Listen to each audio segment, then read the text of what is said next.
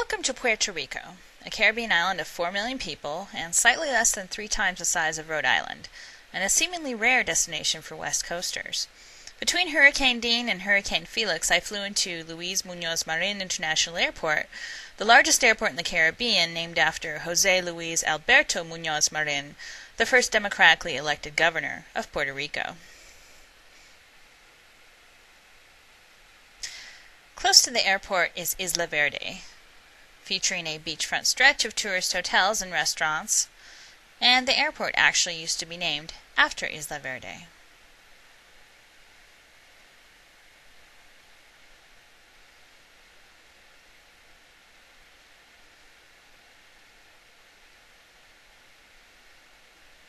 Puerto Rico has a rich cultural history.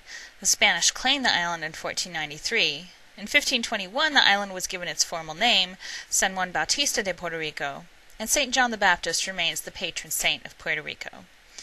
In 1898, Puerto Rico was ceded to the U.S. as a result of the Spanish-American War. There you see the capital in San Juan. Puerto Ricans were granted citizenship in 1917, and U.S. citizens can travel to the Commonwealth and back without a passport. Here we see Fort San Cristobal, which was built between 1634 and 1785. The Spanish certainly knew how to fortify an island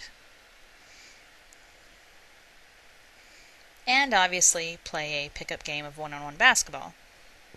Sandwiched between Fort San Cristobal and Fort San Felipe del Morro, which was built between 1540 and 1783, is La Perla, the beachfront slum nestled between the forts with million-dollar views and a bad criminal reputation.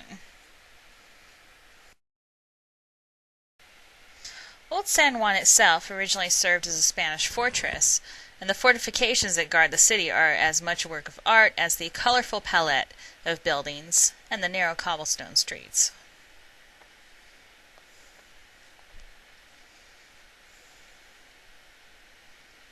Hotel El Convento was originally a Carmelite convent founded 350 years ago, but today is a boutique 4-star hotel. The hotel is reportedly haunted by the first Mother Superior, Doña Ana, but I didn't see anything on my stay, though I did accidentally fall asleep with the lights on. This is the view from the rooftop of Hotel El Convento, a stunning vista of Old San Juan.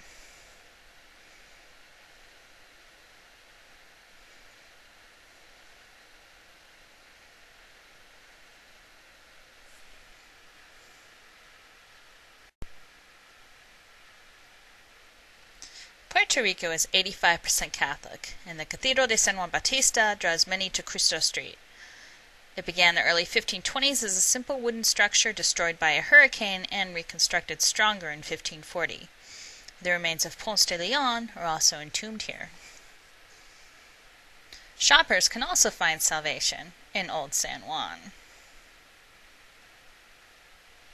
Strolling these streets is an adventure in and of itself.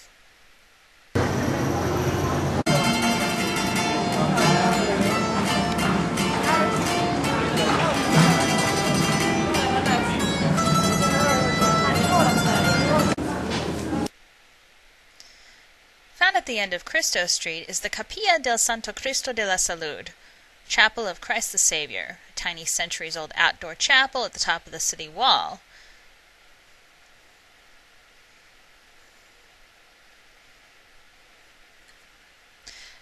Miraculous events are said to have occurred at this tiny chapel, and it's revered by people in San Juan. Next to the chapel is Parque de las Palomas, or Pigeons Park, where tourists can buy a bag of corn for $1 and recreate a Hitchcock classic.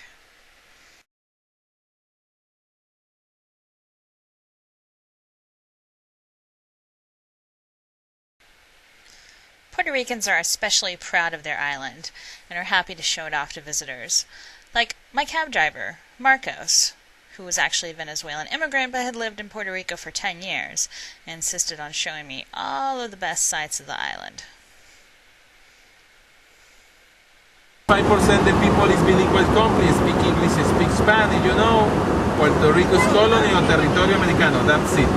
This is building the color white and gray.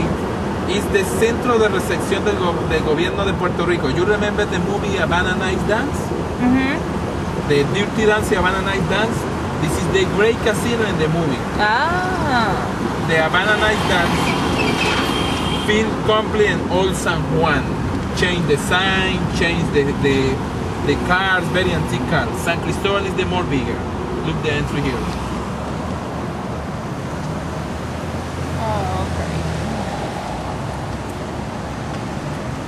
Now it's closed this Ponce de Leon.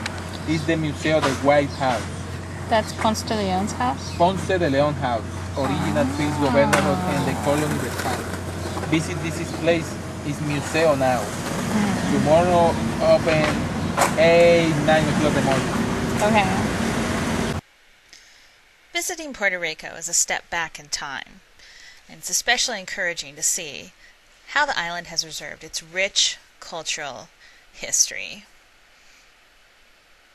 And of course, its entertainment.